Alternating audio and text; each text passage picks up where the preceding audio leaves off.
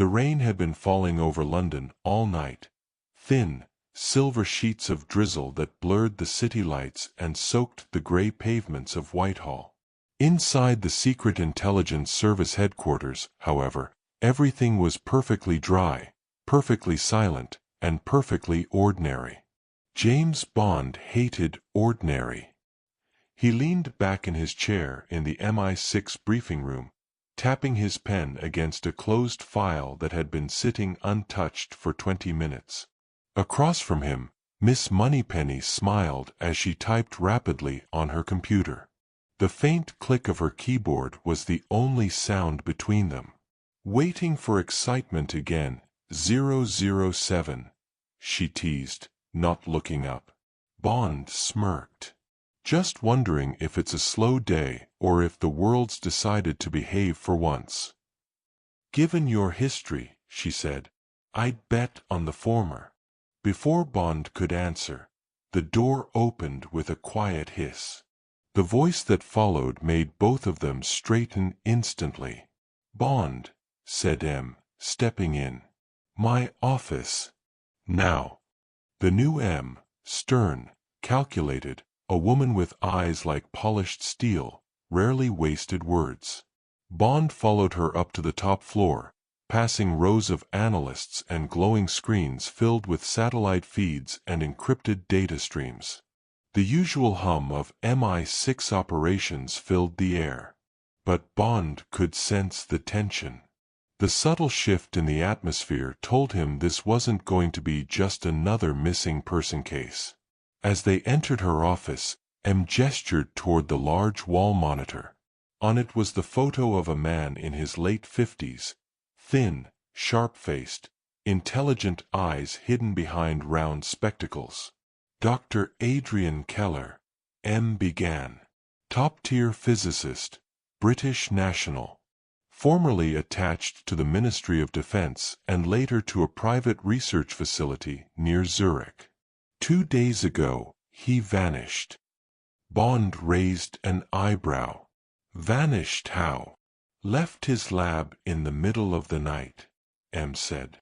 "Security footage shows him walking out alone. No sign of struggle. No one's seen him since." Bond folded his arms. "And what was he working on?" "That," M replied, pressing a button on her desk, "is where it gets complicated." The next slide appeared, a page of incomprehensible symbols and mathematical notations. The file header read, "Project, the Shadow Equation." Bond leaned closer. "Sounds dramatic." "It's beyond dramatic," M said sharply. According to MI6 scientists, Keller was attempting to develop a cognitive field generator, a theoretical system that could erase or overwrite segments of human memory. Bond frowned. "You mean, wipe someone's mind clean?" "Exactly. Selective amnesia, induced remotely. The implications are catastrophic." Bond's instinctive calm shifted slightly. Who else knew about this? Almost no one. The project was privately funded through a front company, Novacore Industries. "We've traced their money trail, and it leads somewhere disturbing. Eastern Europe. Unknown investors. Possibly connected to a network calling itself Zeroth Dawn." "Zeroth Dawn," Bond repeated slowly. "Never heard of them." "Neither had we," M said. "Until last week. They're an off-book intelligence cell, rogue scientists, ex-military, data mercenaries. Our intel suggests they plan to weaponize Keller's research. Imagine an army capable of erasing an entire population's memory, making them forget who they are, what they believe, what they've seen. A civilization of blank slates, ready to be rewritten." Bond gave a low whistle. "That's one way to conquer the world without firing a shot." M didn't smile. "Precisely. Your mission is to locate Keller, retrieve the shadow equation, and eliminate any trace of the organization that has it. Discretion, Bond. The kind of discretion you rarely use. Bond gave a faint grin. I'll take that as a compliment. M sighed, half amused, half irritated. You'll have support. Q has new field tech for you.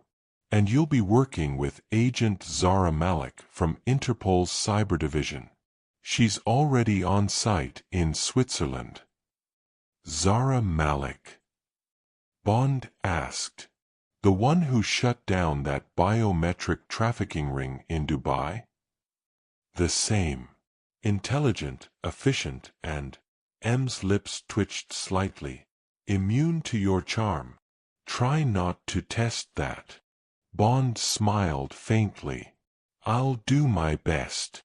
The moment Bond entered Q's lab, the air buzzed with the sound of drones, mechanical arms, and holographic displays. The young quartermaster looked up from his workstation, adjusting his glasses. Ah, 007, Q said dryly. I was wondering when you'd appear. We were betting on whether you'd stroll in fashionably late or catastrophically early. Always good to keep you guessing, Bond said. Q motioned to a table loaded with sleek new gadgets. You'll be traveling light this time, Zurich first, then we'll see where the trail leads. I've equipped your Aston Martin DB12 with adaptive cloaking, silent drive, and electromagnetic countermeasures. As for personal gear, he picked up what looked like a simple wristwatch. This prototype can project a short-range EMP pulse strong enough to disable electronics within a 5-meter radius. Just don't use it near your car or your phone. Bond grinned. You spoil me, Q. Yes, and I regret it every time, Q muttered. Bond pocketed the watch, glancing toward a side screen where Keller's face still lingered. Tell me, Q, do you think this formula could actually work? Q hesitated. If Keller's equations are accurate, it could. Selective neural erasure through quantum field resonance. Theoretically possible, but terrifyingly dangerous. Whoever controls it, controls human thought. Bond's eyes hardened. Then we'd better make sure the wrong people don't. That night, Bond's private jet sliced through the clouds over the English Channel. Below, the sea glimmered faintly under the moonlight. He poured himself a drink, scotch, neat, and stared out the window. Keller's face flashed again in his mind. The tired eyes of a man carrying something heavier than secrets. Why would a man like that vanish willingly? Bond wondered. And who benefits if he doesn't want to be found? His watch vibrated, an encrypted message flashing on the tiny display. Zara Malik, landing in Zurich. Our contact's already dead. Call me when you land. Bond's jaw tightened. So the game had already begun. He raised his glass slightly, as if to toast the unseen storm waiting ahead. Here's to the shadow equation, he murmured. Let's see how dark it gets. Snow fell softly over Zurich, layering the cobbled streets in pale white silence. The city looked peaceful, almost too peaceful. Beneath that calm, Bond felt the same unease that always came before a storm. The private airfield lights glowed dimly in the fog as the jet's door opened. Bond stepped out, the chill cutting through his coat like a blade. He adjusted his gloves, scanning the horizon until he saw her. Zara Malik stood by a black BMW, her breath rising in short plumes. She wore a dark trench coat and a look that could freeze molten steel. Her hair was tied back, her expression cool and precise. Exactly the kind of woman who didn't need anyone's approval, least of all James Bond's. "007, she said evenly as he approached. "Agent Malik," Bond replied. "You look exactly as serious as your file suggested." She didn't smile. "And you look exactly as arrogant as yours." Bond smirked faintly. "Good. We'll get along just fine." They climbed into the car, the city lights flashing past as Zara drove through the narrow streets. Zurich was quiet at night, but Bond's instincts sharpened. The stillness was deceptive. "Tell me about the contact," he said.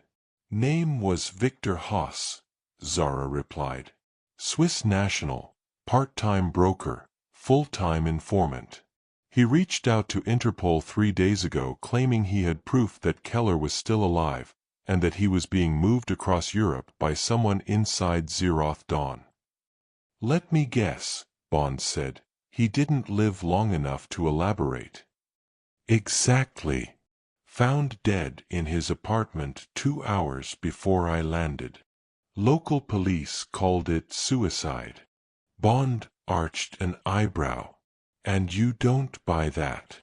"I've seen enough of their cleanup jobs. This was a message." Zara turned the car down a narrow lane, stopping in front of a weathered building near the river. She cut the engine, the silence pressing in. "This is it," she said. "Victor Haas's flat." The apartment smelled of dust and burnt metal. The windows were half open, letting in the bitter winter air. Papers were scattered across the table, financial ledgers, coded notes, and one photograph that made Bond stop. Dr. Adrian Keller, standing beside an unmarked black van. The timestamp, 2 days after he supposedly disappeared. "Someone staged the footage," Zara said, scanning it. "They wanted us to think Keller vanished into the night. But this photo proves he was taken." Bond studied the background. A faint reflection on the van's surface showed a warehouse logo, blurred, but just visible under the light. He leaned closer. "Nova Core Industries. The company M mentioned." Zara's eyes narrowed.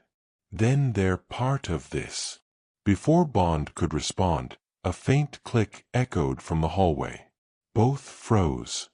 Zara drew her pistol silently. Bond stepped toward the door, listening. A shadow moved under the faint light, a man's silhouette, cautious, deliberate. Then the silence shattered. The door exploded inward with a violent kick. 3 armed men in tactical black suits stormed inside, weapons raised. Bond dove sideways, flipping the table for cover as bullets tore through the walls. Zara rolled to the left, firing 2 precise shots, 1 hit, 1 down. The air filled with splintered wood and gunfire. Bond grabbed the nearest chair and hurled it into the second attacker's face, charging forward before the man could recover. A quick elbow strike to the throat, a twist, and the man went down choking. The third assailant fired from behind the kitchen counter. Bond snatched a shard of glass from the floor and flicked it toward the light fixture. The bulb burst, plunging the room into darkness. A second later, Bond's fist connected with flesh. The attacker hit the wall, dropping his weapon. Bond caught it mid-air, turned, and fired once. Silence returned. Breathing hard, Zara reloaded, scanning the doorway. How did they know we were here? Bond's jaw tightened. Because they wanted us to come. Victor Haas wasn't just bait, he was the alarm. She frowned. Meaning, Bond said grimly. The real message wasn't in his death. It was in who would show up to investigate. He crouched beside one of the fallen men, pulling back the collar of the uniform. There, stitched into the lining, was a small metallic emblem, a crimson ring with a black circle at its center. "Zeroth Dawn," Zara murmured. Bond nodded. "Looks like we've made their guest list." They searched the rest of the flat. In the fireplace, under a half-burned log, Bond noticed something glinting faintly. He reached in with his sleeve and pulled it out, a data chip, half-melted but intact. Zara plugged it into her secure tablet. The screen flickered, showing fragmented files and a partially recovered map overlay. "Coordinates," she whispered. "This points to somewhere in Austria. A place called Steinbruck Facility. It's marked as an old chemical plant, abandoned years ago." Bond's eyes hardened. Or the perfect cover for a lab capable of rewriting human minds. He checked his watch, Q's prototype flickering faintly. "We'll have to move fast. If these men were the cleanup team, more are coming." Zara nodded, pocketing the chip. "I'll arrange transport." As they stepped out into the freezing Zurich night, Bond looked up at the rooftops, dark, silent, and watching. He had the unsettling feeling that this mission wasn't about saving a scientist anymore. It was about stopping the idea that man could control the very soul of another. They didn't make it to the car. The roar of an engine cut through the quiet street as a black SUV came hurtling toward them, headlights blazing. Bond shoved Zara aside, drawing his pistol and firing twice. The windshield cracked, but the SUV didn't stop, it accelerated. Bond grabbed Zara's arm and pulled her down a side alley just as the vehicle smashed into a row of bins, metal twisting in a screech of sparks. Two men leapt out, rifles ready. Bond ducked behind a stone pillar, returning fire in short bursts. Zara moved in sync. Clean, tactical, no hesitation. They weren't improvising now. They were a rhythm. Bond spotted an open balcony above and sprinted up the iron stairs, bullets chasing his heels. He reached the top, launched himself over the railing, and landed behind the SUV. The driver tried to draw his weapon. Too slow. Bond yanked open the door and slammed the man's head into the steering wheel. Once, twice, until the airbag deployed. "Bond!" Zara shouted. "They're retreating." But one of the attackers wasn't retreating. He pulled a small cylindrical device from his belt, something pulsing with faint blue light. Bond recognized it instantly. "EMP charge," he yelled. Zara's eyes widened. "What?" The blast hit like a shockwave. Lights burst out across the street, flickered, then died. The world went black.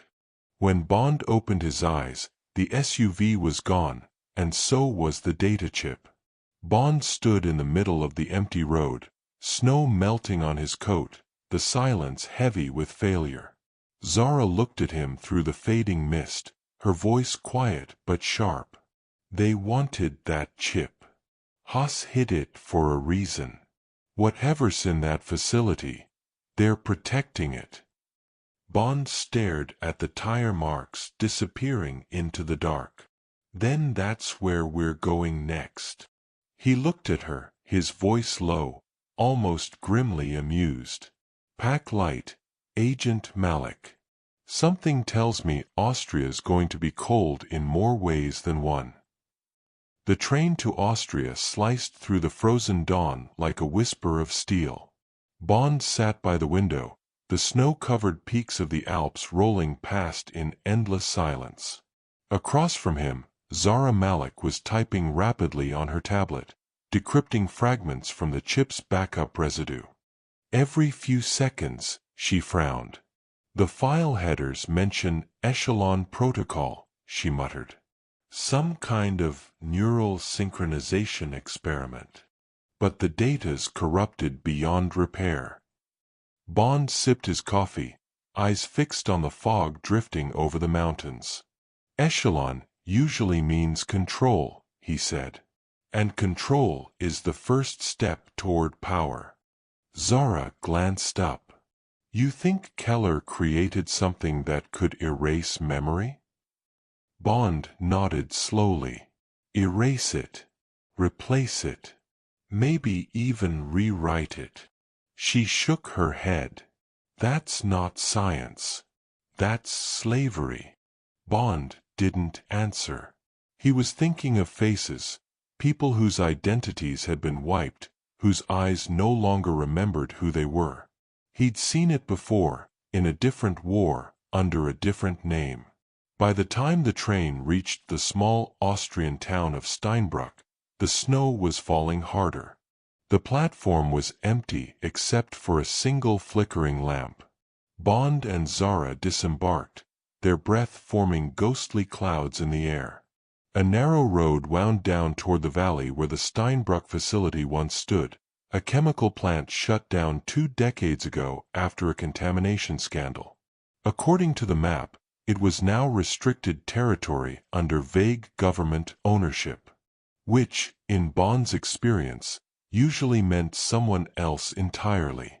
They rented a civilian vehicle from a nearby garage, an old Land Rover with half-frozen tires, and drove into the mountains. Zara handled navigation. Bond handled silence. The closer they got, the heavier the feeling became, the kind of instinct only spies and predators shared. The facility appeared out of the snow like a graveyard of concrete and rust. Broken towers rose from the valley floor, fences wrapped in coiled wire, and floodlights that flickered to life as night began to fall. Abandoned, huh? Zara muttered. Only in the paperwork, Bond replied, lowering his binoculars. Infrared signatures, 4 heat sources near the loading bay. Guards, most likely. Another 3 patrolling the outer wall. She exhaled, steadying herself. So we go quiet. Bond gave a faint smirk. Always. They parked half a mile away, proceeding on foot through the snow. Every crunch beneath their boots seemed too loud, every breath too visible. Bond's pulse was slow, measured, years of field discipline keeping it that way. Zara moved with equal precision, her silenced P-99 drawn close to her chest. They reached the perimeter fence. Bond knelt, pulled a small silver device from his pocket, one of Q's latest toys, a micro-EMP cutter. He pressed it to the fence. The device emitted a faint hum, and the steel mesh sizzled, parting in a perfect circle. After you, he whispered. Zara slid through first, then Bond followed, resealing the cut with a magnetic patch. No trace. No sound. They reached the main warehouse, a towering structure of glass and metal, half covered in frost. Through a crack in the side door, Bond spotted 2 guards. One smoked near a terminal, the other scrolled through his phone. Amateurs, Bond murmured. Zara smirked. Your kind of company. He arched an eyebrow. Watch and learn. He slipped inside like a ghost, using the flickering lights to mask his movements.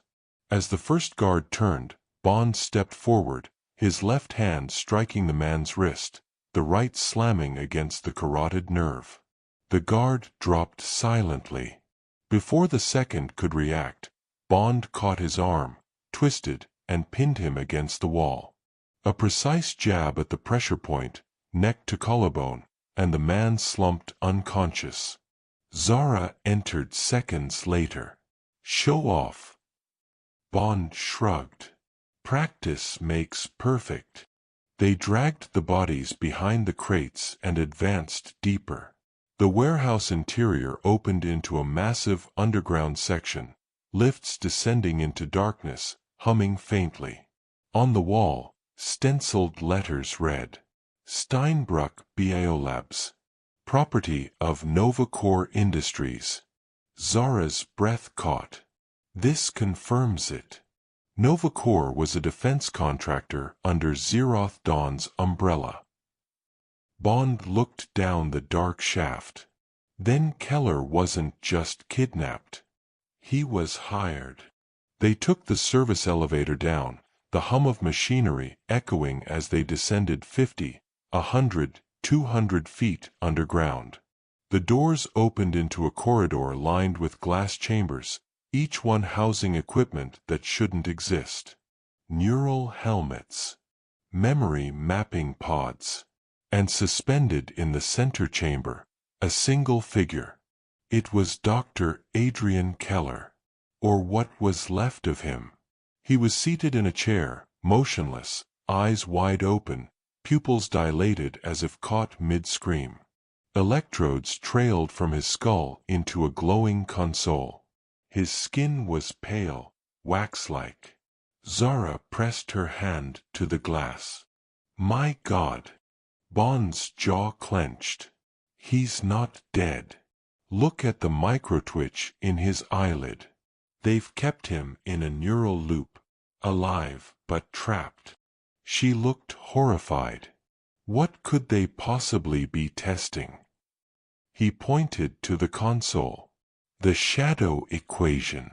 They're rewriting human cognition, and Keller's the first experiment. Bond leaned closer to the glass.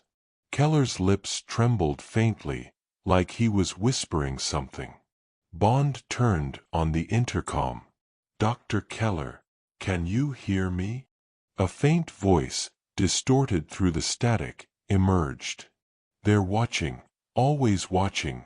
The equation, it knows. Then the lights flickered. An alarm blared, sharp and deafening. Red lights strobed through the corridor. Zara cursed. We tripped a sensor. Bond grabbed her arm. Move. Doors sealed behind them as armed guards poured into the hallway. The narrow corridor turned into chaos, flashes of muzzle fire lighting the red gloom.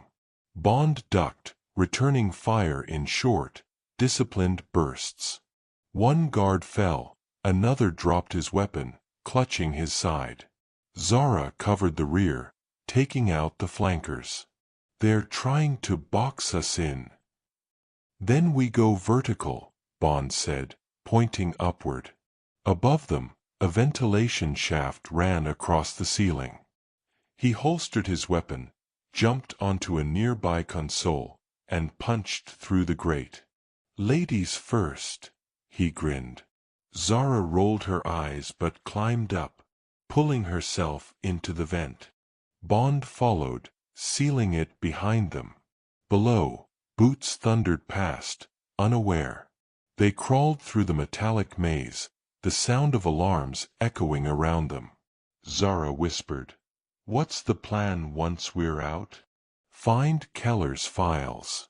Destroy the project. And, Bond paused, find whoever's funding this madness. She gave a dry laugh. Simple enough. He smiled faintly. You'll get used to it. They reached an exit vent overlooking the central control hall, a massive circular chamber with rows of scientists and guards moving in organized panic. At the center stood a glass cylinder, a quantum neural core, glowing with blue light. And near it, a tall man in a black coat, speaking into a headset. Zara zoomed her tablet lens. The face came into focus.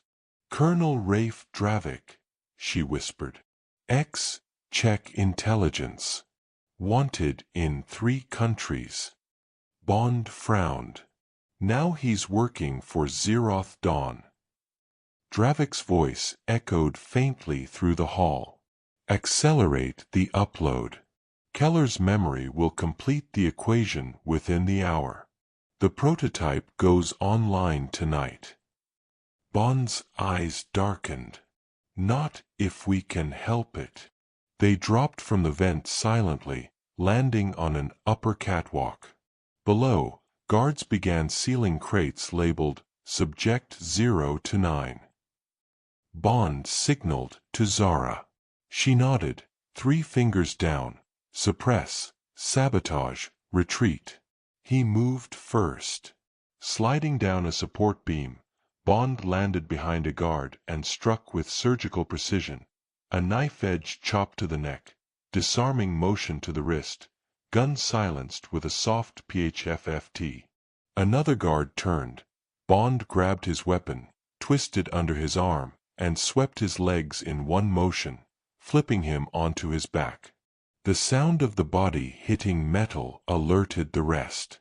The hall erupted into chaos.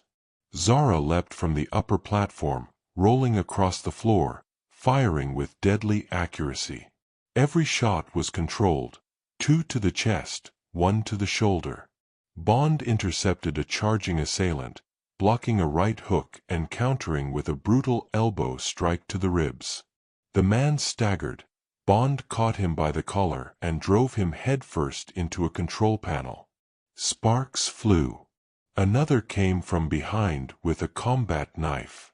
Bond pivoted, caught his wrist mid-swing, twisted, and slammed his knee into the attacker's gut. The knife fell. Bond caught it mid-air and hurled it across the room. It hit another guard's thigh, pinning him to the console.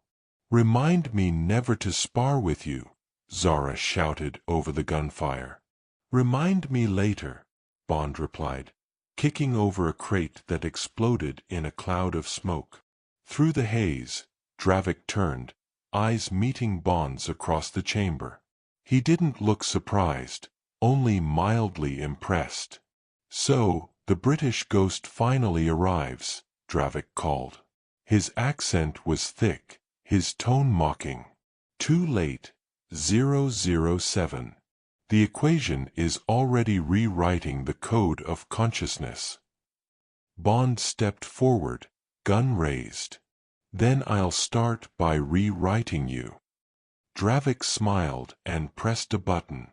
The floor beneath the neural core split open, lowering the machine into the depths. Then the lights went out. Total blackness swallowed the chamber.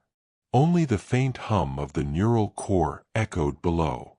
Zara's voice came through the dark. "Bond, where are you?" "Right here," he whispered. A flicker of movement, a shadow lunged.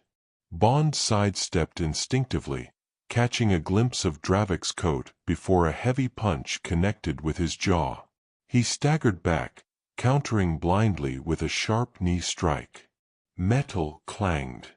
Dravik's silhouette loomed, powerful and fast. Bond blocked a second blow, hooked his arm, and spun, using Dravik's momentum to drive him into a steel pillar. The impact shook the floor. Dravik growled. "You fight like a soldier." Bond wiped blood from his lip. "And you talk like a cliché." They clashed again, precise strikes, brutal exchanges. Dravik launched a flying knee. Bond ducked, twisting sideways, countering with a sweep kick that sent Dravik stumbling.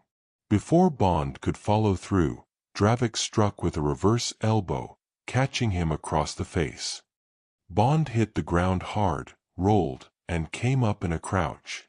His mind registered each move, the way Dravik shifted weight, the slight delay before each lunge. He was trained, but predictable. Bond feinted left, baiting him in, then pivoted sharply and delivered a spinning back kick, connecting solidly with Dravik's ribs. The colonel staggered, coughing blood. Zara fired at the same time, taking down 2 approaching guards. "Bond, the core's going critical." "Then it's time to leave," he said, grabbing her arm. They sprinted toward the lift, alarms howling. Behind them, Dravik rose slowly, blood dripping from his mouth but eyes burning with fury. "This isn't over, 007, he snarled. Bond didn't look back. "It never is." The facility shook violently as explosions ripped through the lower decks. They reached the surface, snow blinding in the chaos. Bond and Zara ran through the yard, past flaming debris. A black chopper rose from behind the main hangar, Dravik inside, watching them through the open door. He raised his hand in a mock salute, then disappeared into the clouds. Zara fell against the snow, gasping. "We didn't stop him." Bond crouched beside her, catching his breath. "No. But we stopped the prototype from going online. For now." He looked toward the distant horizon, where the helicopter vanished into the night. The equation's not just science anymore. It's power, and whoever controls it controls memory itself. Zara's voice was quiet. "Then we find him before he finishes it." Bond nodded. "And when we do, we erase him." The city of Prague shimmered under a cold, amber glow. The rain had just stopped, leaving the cobblestones slick and glistening like sheets of black glass. Church towers loomed above the mist, bells tolling distantly, echoing through narrow alleys where secrets whispered in foreign tongues. Bond leaned against the stone railing of the Charles Bridge, his collar up, the fog wrapping him like a phantom's shroud. He could feel the pulse of the city, tense, alive, hiding something beneath its ancient beauty. Beside him stood Zara Voss, Dr. Leonhardt's daughter, once a quiet academic, now an unwilling partner in MI6's most dangerous pursuit. She clutched a compact device in her hand, its holographic light flickering against her face.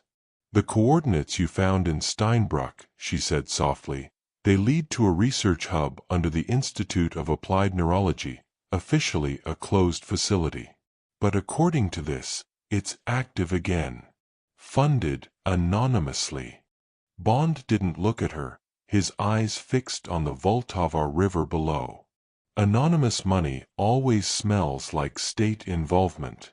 Or something worse. Zara's voice trembled. "Kovarik is here. I can feel it. My father always said he trusted the wrong people, but this? This is madness." Bond turned to her finally. "You said your father designed a neural encryption key, something to control or erase memory patterns. How close was he?" She hesitated. Too close. The prototype was already operational. Bond's jaw tightened. "Then this isn't about research anymore. It's about control." The Institute of Applied Neurology sat on the city's outskirts, an imposing structure of glass and concrete, half abandoned, half alive with faint lights and humming generators. Officially shut down in 2017. Unofficially, it was breathing again. Bond crouched in the shadow of a maintenance truck, adjusting his optic contact lenses that streamed data from Q's live feed. Thermal scan shows 24 guards, 24/7 patrol rotation, Q's voice buzzed in his earpiece. No CCTV feed, internal network only. Which means they're hiding something. You'll need to get inside the mainframe room and extract the neural data manually. Bond smirked. Manual labor. My favorite. Zara, wearing a dark hood and gloves, whispered, "There's an access tunnel through the old psychiatric wing. It was sealed years ago, but I can override the door lock from here." They slipped into the tunnel. The air smelled of rust and damp concrete. Broken stretchers and shattered glass lined the corridor, faintly illuminated by Zara's handheld tablet. Then came the noise, faint, mechanical, rhythmic. Bond held up a hand, motioning her to stop. He crouched low, peering through the doorway ahead. A patrolling drone, armed with microturrets, floated silently down the hall. He waited for it to pass, then moved like a shadow, grabbed it mid-air, twisted the control rotors and crushed the lens. It collapsed in a hiss of sparks. "Old-fashioned maintenance," Bond muttered. They reached the central corridor. The lights above flickered, the sound of a generator reverberating deep below. Zara accessed a terminal, her fingers trembling as lines of code ran across the screen. "Give me 30 seconds," she whispered. Bond scanned the hallway, weapon drawn. The silence was sharp, too sharp. Then, faintly, footsteps. "Zara," he said quietly, "we've got company." Before she could answer, 3 figures rounded the corner. Black tactical gear, night vision lenses, silenced rifles. Bond fired first, 2 precise shots, 1 man down. He grabbed Zara, pulling her behind a column as bullets tore through the air. He tossed a pulse disruptor grenade, a small silver orb that emitted a wave of electromagnetic static. The corridor went dark as their optics and weapons glitched. Bond moved fast. A swift kick, a twist. 1 man slammed into the wall. Another came from the side. Bond parried with his elbow, countering with a strike that dropped the assailant flat. In seconds, silence again. Zara's breathing was ragged. "You're insane." "Occupational hazard," Bond said dryly, reloading. "Now, let's see what they were guarding." They entered a wide, dim chamber. Cables, servers, and dozens of suspended glass pods. Inside each pod was a human, still, breathing, eyes fluttering as if dreaming. Zara gasped. "Oh my God, they're testing the equation." On a nearby screen, a digital waveform pulsed, memory sequence extraction in progress. Bond's expression hardened. "They're wiping them. Training subjects, soldiers, anyone they can capture, stripping their memories like files off a drive." Suddenly, a voice echoed across the intercom, deep, cold, taunting. "Welcome back, Mr. Bond. I was expecting you." Bond turned toward the sound. From behind the glass observation deck above, Kovarik appeared, calm, immaculate, his gloved hands clasped behind his back. "You're persistent," Kovarik said. "But persistence without comprehension is just arrogance." Bond aimed upward. "I don't need comprehension to put a bullet between your eyes." Kovarik smiled faintly. "Even if you kill me, you'll never find the shadow equation. It's not a formula anymore. It's a system. A network of minds, all linked. 1 pulse, and your entire agency forgets itself." Zara shouted, "Where's my father?" Kovarik's eyes glinted. "He served his purpose. His memory is no longer his own." Bond fired. Glass shattered, but Kovarik was gone. Alarms screamed. Gas hissed through the vents. Zara coughed, struggling. Bond ripped off his jacket, threw it over her, and hit his wristwatch detonator. A microcharge blew through the emergency door, and they stumbled out into the cold night, coughing violently. Behind them, the lab erupted in flames. They tore through the back corridors of the Institute. Sirens wailed as Kovarik's mercenaries poured in. Bond moved with lethal precision, snapping a guard's arm, disarming another with a fluid turn, firing only when necessary. Outside, rain had started again. Their car, an armored Aston Martin Vantage prototype, waited under a tarp. Bond shoved Zara inside as gunfire echoed. He gunned the engine. The Vantage roared, tires screaming against the wet pavement. Bullets sparked off the frame. "Q," Bond barked. "I need a clean exit route." "Working on it." You've got 2 drones tracking your heat signature. Make that one, Bond said. He swerved hard, flipping a pursuing SUV into a stone barricade. A missile whooshed past, exploding against a tram station. He pressed the defense trigger.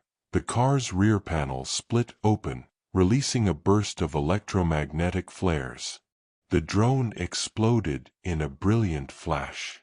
They sped across the bridge as the institute behind them collapsed into a burning silhouette. Later that night, safe in a Prague safehouse, Zara sat trembling as Bond cleaned a wound on his shoulder. "He said my father's memory was gone," she whispered. "If that's true, he's alive, but doesn't know who he is." Bond met her eyes. "Then we'll remind him." He inserted the recovered data chip into his wrist terminal. A series of encrypted files appeared. Q's voice came through the comm. "Bond, what you found, it's terrifying. The equation isn't a weapon. It's a signal. Whoever controls it can send a neural frequency through broadcast towers, erasing selected memories from anyone within range." Bond exhaled slowly. So Kovarik could wipe entire governments clean, history rewritten in seconds. Q hesitated. "There's more. The broadcast hub mentioned in the code is located beneath the Black Ridge in northern Norway." Bond's eyes narrowed. "Then that's where this ends." He loaded his pistol, the sound of the chamber snapping into place echoing in the silence. "Pack your things, Zara," he said. "We leave at dawn." Outside, thunder rolled across the Prague skyline, and somewhere in the shadows, Kovarik watched from a surveillance feed, smiling faintly. "Their memories," he whispered to himself, "will fade before they ever reach me." The snow fell thick and heavy over the Carpathian Mountains, not soft and delicate, but like a storm of needles driven by the wind. The convoy of armored jeeps crawled through the white silence, their headlights carving narrow tunnels of visibility through the blizzard. Inside one of them, James Bond sat in silence, clad in a black tactical suit beneath a fur-lined coat. His expression was carved in stone, eyes following the map displayed on the small, flickering screen before him. Beside him sat Zara Malikova, ex-Czech intelligence, now MI6 liaison, her gloved hands steady on the rifle resting across her lap. "Black Ridge," she said, voice steady despite the turbulence. "That's where Kovarik moved the rest of his operation. They call it the directive. A final phase of the shadow equation. Memory erasure on a global scale." Bond's eyes didn't leave the screen. "And he's protected by his own army." "Army?" Zara gave a dry smile. "Try cult. Every one of them's been conditioned. They die before they remember who they were." Bond exhaled softly. "Then we make sure they forget him instead." The radio cracked. Tanner's voice came through, warped by static. 007, satellite feed confirms heavy perimeter activity around the ridge. No-fly zone. You'll have to infiltrate from the east, 2 kilometers through the gorge. Extraction point remains the same if you survive. "Reassuring as always," Bond muttered. The convoy halted near a sheer cliff wall. The snow howled like a living thing. Bond stepped out, the cold slicing into his face. Before them lay a narrow fissure leading deep into the mountain, the only way in. He and Zara climbed down, their boots sinking into the snow. A metal vent jutted from the rock face, faint steam rising from it. Bond crouched, tapping a small pulse scanner against the surface. "Thermal exhaust," he murmured. "If we follow it, it'll lead us to the main power source." Zara handed him a micro-laser cutter. "You love crawling into dark holes, don't you?" Bond smirked faintly. "Comes with the job." They sliced through the vent grill and slipped inside, dropping into a maze of steel ducts. The heat inside was suffocating. As they crawled forward, voices echoed below, Czech accents, boots clanging on metal floors. Through the grate, Bond saw the lab. Massive turbines, reactor coils, and glass chambers filled with swirling blue mist. And in the center stood Kovarik, scarred, composed, eyes gleaming like a man who believed he was already immortal. Bond's jaw tensed. He's accelerating the process. They dropped down silently, landing behind stacked crates. 2 guards patrolled nearby, rifles across their chests. Bond's fingers brushed the hilt of his combat knife. He whispered, "Left one's mine." In a fluid blur, he moved, low, precise, lethal. He struck the first guard's throat with the knife handle, spun behind him, and caught the collapsing body silently. The second turned. Zara's elbow caught him across the jaw. Her knee drove up, shattering his nose. "Not bad," Bond murmured. She smirked.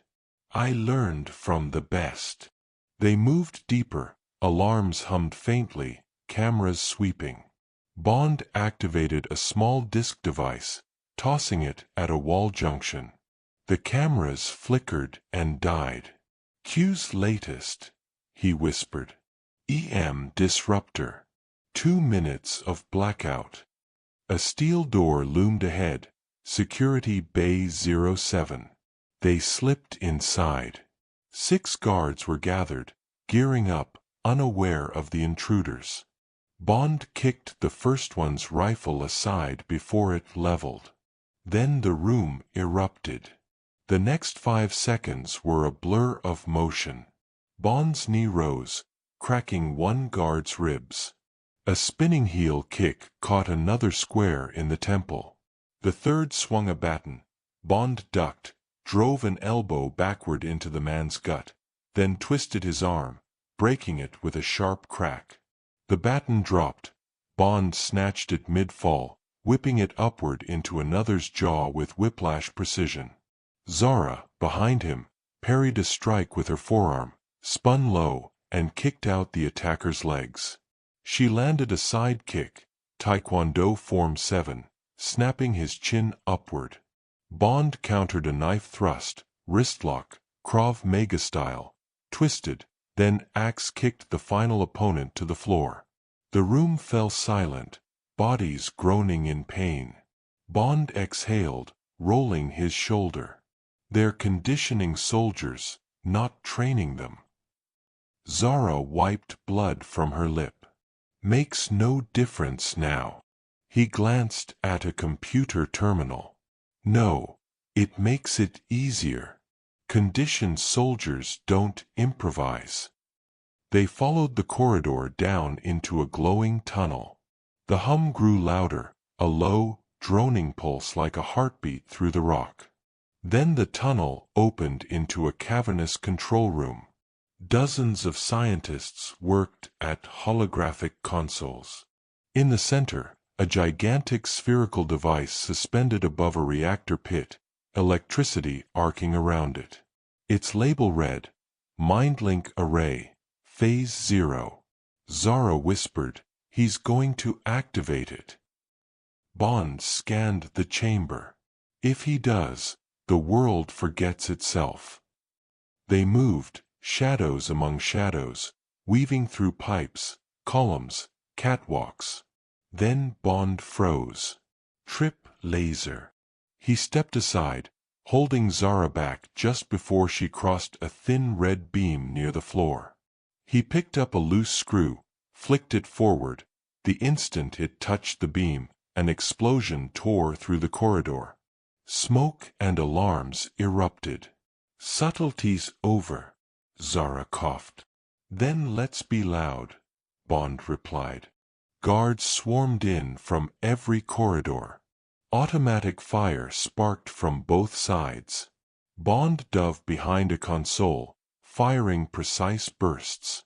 Each shot clean, controlled, lethal. He rolled, disarmed a soldier mid-swing, countered with a jump-spinning back kick that sent him crashing through a panel. Zara vaulted over a railing, landed on a catwalk, and snapped a wire cable free, swinging across as guards fired beneath her. She landed, drove her knife into a guard's shoulder, and used his own momentum to hurl him over the edge.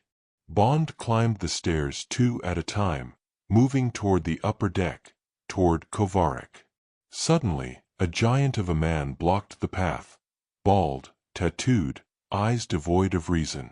A walking weapon. Bond sized him up in a glance. Spetsnaz, augmented reflexes, likely pumped full of neural stabilizers. The brute lunged. Bond ducked the first strike. A fist like a sledgehammer grazed his jaw. He countered with a front snap kick to the knee, then a low sweep. The man didn't move. Bond spun, roundhouse to the ribs. The man absorbed it, grinned, and grabbed Bond's throat. The pressure built, air fading. Bond clawed at the man's wrist, pivoted, and dropped low. Using the brute's strength, Bond twisted beneath, hooked his leg behind the man's ankle, and pulled, hip throw, judo style. The floor trembled as the giant crashed down. Bond rolled up, drew his knife, and plunged it into the man's shoulder. He roared, swung wildly. Bond stepped in close, trapping the arm, and elbow-striked the throat in one smooth motion. The man fell, gasping, motionless. Bond stood over him, chest heaving. Conditioned doesn't mean invincible. Kovarik's voice echoed through the chamber. You think you can stop progress, Mr. Bond?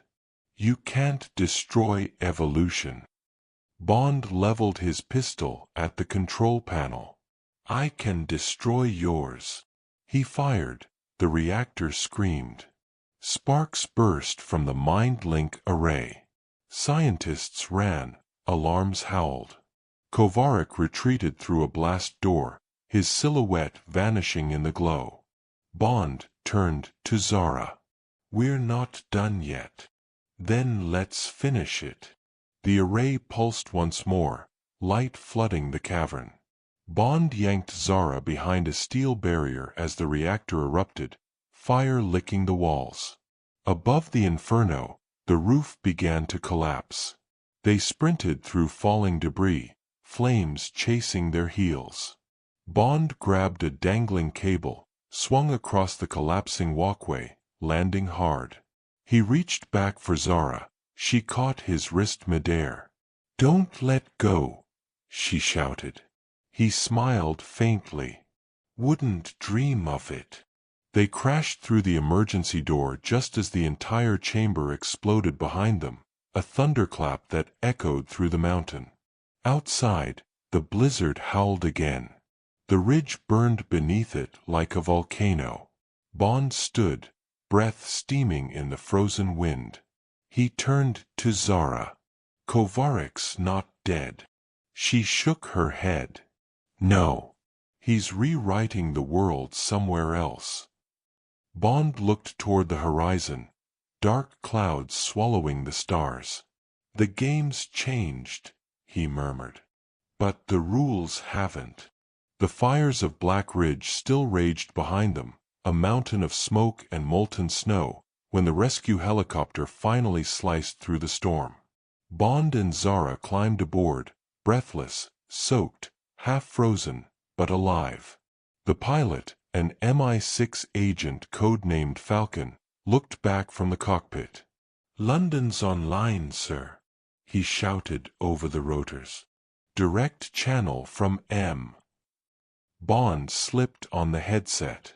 The familiar voice of M came through, calm, clipped, but edged with urgency. 007, we've just intercepted a priority transmission from Prague. Kovarik's not running. He's building something new. And there's worse news. Someone inside MI6 has been feeding him intel for months. Bond's jaw clenched. You're saying we've been compromised? Badly. This isn't just espionage anymore, Bond. It's a psychological infiltration. We're calling it the Echo Protocol. You're to go dark. No contact, no support, until you find Kovarik and whoever's feeding him. Bond removed the headset and looked at Zara. Her eyes searched his face. They think it's someone inside MI6? They don't think, Bond said quietly. They know. 2 days later, a black sedan rolled through the narrow cobbled streets of Old Town Prague. The city looked like a museum of secrets, every stone building hiding stories centuries deep. Bond sat behind the wheel, dressed in a dark overcoat, collar raised. Zara sat beside him, scanning through encrypted data on a compact holotab. She spoke softly. Satellite imagery shows Kovarik's remaining labs near the Vltava River, hidden beneath a restoration project. But here's the catch, it's owned by Kronstadt Biotech, a shell company registered under a London front. Bond's eyes narrowed. London front. Meaning someone in our backyard. Zara nodded grimly. Someone with access to classified funding routes. Bond turned the corner into Charles Bridge, the river glistening black beneath. As they passed, he noticed the reflection of a man in a trench coat standing too still in the cold. Old habits kicked in. Bond didn't look directly. Instead, he checked the mirror. The man was following. Someone's on us, Bond murmured. Already. Zara's fingers slid toward her concealed pistol. Bond slowed slightly, blending into the evening crowd. The follower matched their pace perfectly. Then, a flicker of movement. Another figure joined him, across the street. Then, another. 3, Bond said. They're coordinating. Zara exhaled. Want me to handle this quietly? Bond gave a faint smirk. Quiet's overrated. They turned into a narrow alleyway. Old walls, dripping stone, the air thick with rain. The first pursuer entered moments later. Bond was waiting. He stepped out of the shadow, grabbed the man's wrist mid-draw, and slammed him against the wall. The pistol clattered to the ground. Bond's elbow struck once, twice. The man dropped. The second came running. Bond ducked, letting the attacker's knife swipe past, then twisted his arm backward in a clean Aikido joint lock, snapping the elbow. Zara caught the third behind Bond, her kick driving into his ribs, spinning him into the wall. In 10 seconds, all 3 were down. Groaning, disarmed, and disoriented. Bond crouched, picking up a phone from one of their coats. The screen flickered with a single line of code. Echo // online. Clean targets only. Zara frowned. They're not Kovarik's men. They're cleaners, probably hired to erase witnesses. Bond's eyes darkened.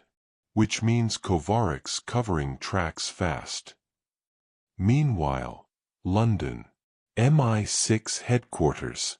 Tanner paced outside M's office, his expression tight. Inside, M stood before a holographic projection of global data leaks, red lines tracing back to one secure terminal. Moneypenny entered quietly, handing over a decrypted file. Ma'am, the leak didn't come from the outside. It originated from Section 8's own relay. M turned sharply. Section 8. That's Bond's clearance layer. Yes, ma'am, Moneypenny said.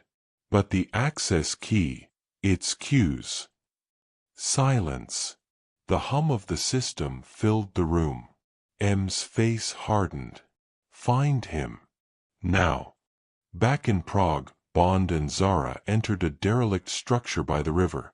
The old Campa gallery, now under restoration. The scaffolding creaked.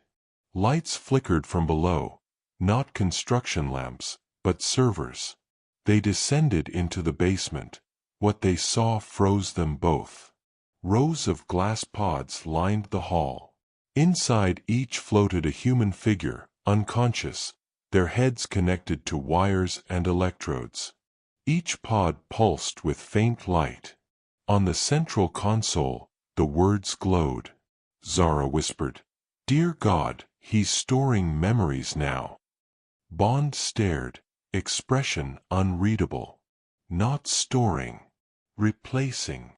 A faint sound made him turn, slow clapping from behind the glass. Kovarik stepped into view, perfectly calm. His voice echoed through the chamber. "Ah, Mr. Bond. You always arrive too late. Welcome to the new world, one where loyalty isn't a choice." Bond raised his gun. "End of the line, Kovarik." "Is it?" Kovarik smiled. "You don't even know if the hand that holds that gun is yours anymore." Zara frowned. "What are you talking about?" Kovarik tapped a small device on his wrist. The lights dimmed, the air shimmered faintly. Bond blinked. The world seemed to bend. He felt a sudden vertigo, flashes of memory, faces, missions, images of Q, of London, but distorted, wrong. Zara's voice became distant. "James? What's wrong?" Bond stumbled, clutching his head. Kovarik's voice cut through the haze. "I already had access to your neural profile, Bond. Every MI6 field agent's mind is mapped when they receive cognitive implants. You didn't think I forgot that, did you?" Bond gritted his teeth. "You're bluffing." But his hands were trembling. He fired. The bullet stopped midair, caught by an invisible magnetic field around the reactor core. Kovarik stepped closer. "Memory is the new battlefield, 007. And I've already won."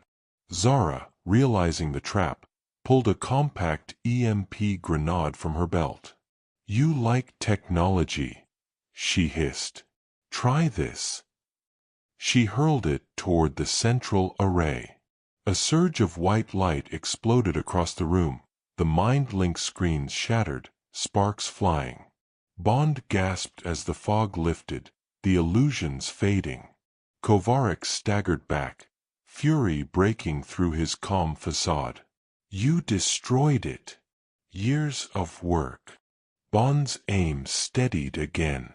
"Then here's to the years you'll never remember." He fired. The bullet struck the console behind Kovarik, triggering a chain reaction. Fire erupted across the floor. Kovarik dived behind a pod, blood streaking his arm. Bond turned to Zara. "We've got to move. Now." They sprinted through the collapsing tunnels, sirens blaring, flames consuming the walls. As they reached the surface, the explosion behind them blew the building apart, shards of glass raining into the river. Hours later. A safe house outside the city. Bond sat on a wooden chair, staring at the snow through cracked glass. Zara poured 2 drinks and joined him. She handed him one. "You all right?" Bond took a slow sip. "Depends how much of what I remember is still mine." She looked at him quietly. "You think he got inside your head?" He didn't answer. Instead, he opened his hand. Inside it lay a small metallic chip, the size of a thumbnail, pulsing faintly with blue light. "I pulled this out of the mind-link core before it blew. It's not his data. It's mine. He was mirroring my neural map. Zara leaned closer. So he still has a part of you. Bond looked at the chip, cold, deadly calm. No. I have a part of him. The morning fog over the Thames was thick enough to swallow sound. From across the river, the glass tower of MI6 shimmered faintly, a fortress of steel, secrets, and silence. Bond stood at the edge of Vauxhall Bridge, coat collar raised against the wind. His reflection wavered on the dark water, as if mocking him. Behind him, a quiet voice said, "You're not supposed to be here, James."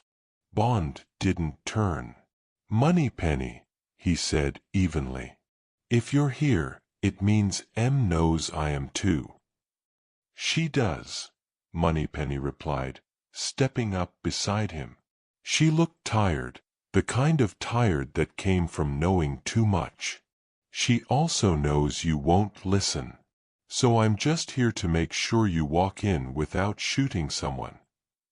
Bond's expression didn't change. "Depends who's waiting inside." Inside MI6, the air felt too clean, sterilized. Bond walked through the corridors, every face turning to follow him. Word had already spread, 007 had gone off-grid. And now he was back, uninvited. The double doors to M's office slid open. M stood by the window, her hands clasped behind her back. Q sat on the couch, pale, tense. Tanner was pacing by the desk. 007, M said coldly. "You've caused more paperwork than a small war. Care to explain why I'm reading about explosions in Prague?" Bond took out the small metallic chip, the one he'd taken from Kovaric's lab, and set it gently on her desk. "Because the war's already here." M frowned. "What is it?" "Part of a neural mirror," Bond said. "Kovaric's mind-link tech. He wasn't building a memory weapon for his own use. He was building a prototype commissioned from inside MI6. The room went still. Q looked up sharply. "That's impossible." Bond cut him off. "Is it?" Kovaric knew too much about our cognitive implant systems. He even knew about Section 8 encryption. The same layer that only you have access to. Q stood, defensive. "You're accusing me?" Bond's eyes were cold. "I'm asking who else could have accessed the neuromapping servers without triggering security." M's voice sliced through the tension. "Enough. Tanner, get the logs from Section 8. If there's been unauthorized access, I want a full trace." Tanner nodded, leaving the room quickly. Bond watched Q, the faint tremor in his hand, the flicker of guilt. But behind that, something else. Fear. Later that evening, Bond found Q alone in the lower tech lab. The lights were dim, the hum of servers constant. Q was staring at a holographic interface, files spinning like fragments of memory. "You're not supposed to be down here," Q said quietly, without turning. Bond replied, "You're not supposed to have access to restricted neurodata." Q sighed, finally facing him.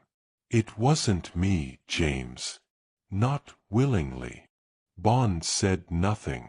Q walked to a console, pulling up a projection, a digital neural map, glowing in blue and white threads.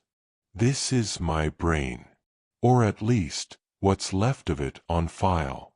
Kovaric didn't need me to betray MI6. He already hijacked me." Bond frowned. "Through what? Remote access?" Q shook his head slowly. "Through memory overwrite. He used the first version of MindLink on me. Months ago, during that Cairo summit when we thought he'd gone underground. He must have infected my cognitive implant when I connected to that data relay." Bond stepped closer, his tone soft but razor-sharp. "So you're saying you've been compromised all this time?" Q's eyes glistened faintly. "I didn't even know. Every code I wrote, every security bypass, I thought I was patching vulnerabilities. But I was building him a door." Bond's jaw tightened. "Then we need to close it." Q turned back to the display. "There's no closing it. The MindLink architecture runs on quantum feedback loops. Destroying it could erase entire neural signatures, including mine." Bond hesitated, just for a second. He wasn't used to moral choices. He was used to orders, to clean solutions. But this one was neither. The alarm sounded first, a shrill, piercing wail. Red lights strobed across the lab. Tanner's voice crackled over the comm. "Security breach. Eastern Sector, unauthorized drone infiltration." Bond and Q exchanged a look, then sprinted down the corridor. Through the reinforced glass, a sleek black drone swarm tore through the perimeter, their rotors slicing through the fog. Each carried a small canister of smoke grenades. The lights dimmed, and through the chaos, a single message appeared on the holographic screens. "Hello, Bond. Welcome home. Kovarik." Bond grabbed an assault rifle from the wall. "He's inside the network again." Q typed rapidly. "No, worse. He's physically in London." The trail led them into the London Underground, where shadows met echoes. Bond and Q moved fast through the tunnels, following a signal bouncing between terminals. Suddenly, a train roared past, and from its side door, masked operatives leapt into the tunnel, guns blazing. Bond ducked behind a pillar, returning fire, quick, efficient bursts. One dropped. Then, another. Q crouched by a control panel, rerouting the rail power. 30 seconds until I can lock down the sector." Bond kicked one attacker's weapon aside, grabbed him by the collar, and slammed him into a wall. "Where's Kovarik?" he demanded. The man spat blood, grinning. "Everywhere you're not." Bond shot the panel behind him, sparks exploding, dropping him unconscious. Another figure appeared at the far end of the tunnel. Tall, calm, wearing a dark coat. "Kovarik." "Persistent, as always," Kovarik said, his voice echoing. "But I expected more, Mr. Bond. You've grown sentimental." Bond aimed. "And you've grown predictable." He fired. The bullet hit nothing. Kovarik's form flickered. "A hologram." Q's voice came over the comm. "He's projecting from inside the fiber lines, like a living virus." Kovarik's laughter echoed. "You can't kill information, James. You can only become part of it." Then, silence. The projection vanished. Back at MI6, M stood at her desk, staring at the new transmission they'd recovered from Kovarik's digital ghost. It contained a single image, a laboratory blueprint marked Project Horizon, and beneath it, a timestamp. 48 hours. M turned to Bond. "He's not finished. Whatever he's building next, Horizon, it's going to happen in 2 days." Bond's eyes narrowed. "Then we find him before the clock runs out." Q added quietly, "And if we don't?" Bond holstered his weapon, stepping toward the exit. "Then the next war won't be fought for land or power. It'll be for our minds." He paused at the door, glancing back at M. Tell London to stay awake. The dream's about to start. The rain fell like static over the dark skyline of Zurich, glinting against the steel of the drone that hovered silently above the Alps. Inside its cockpit sat James Bond, black combat gear, eyes narrowed against the flicker of holographic data on his wrist terminal. The coordinates were precise. Latitude 46.8770. Longitude 8.2400. Beneath the Swiss mountains, a forgotten military tunnel system had been transformed into Kovarik's last fortress, the Mind Forge, where Project Horizon was coming to life. Behind him, Zara adjusted her tactical headset. You really think he's building something that can erase minds across continents? Bond's jaw flexed. If the equations are right, not erase, rewrite. The drone touched down on a snow-slick ridge, invisible beneath the storm. Bond and Zara disembarked, attaching magnetic crampons to their boots. Ahead, the cliff's surface split open, a hidden metal panel sliding back as a thin blue laser scanned the snow. Zara whispered, "That's biometric." "It's expecting someone," Bond replied. "Then let's give it someone." He reached into his belt, pulling a small capsule from Q's custom kit, a neural frequency mimic, capable of simulating Kovarik's unique brainwave signature for 10 seconds. He pressed it against his temple, closed his eyes, and waited as the gate's sensor pulsed blue. The door unlocked with a heavy thud. "After you," he said coolly. They slipped inside. The tunnel opened into a vast underground structure, glowing corridors, steel catwalks suspended over rotating rings of light. At its center was a circular lab, filled with cylindrical pods containing motionless human figures, connected by shimmering fiber threads. Zara's breath caught. "My God, James! They're alive." Bond approached one of the pods. A young man's eyes fluttered behind closed lids. His neural pattern flickered on the screen beside him. "Not alive," Bond muttered. "Reprogrammed."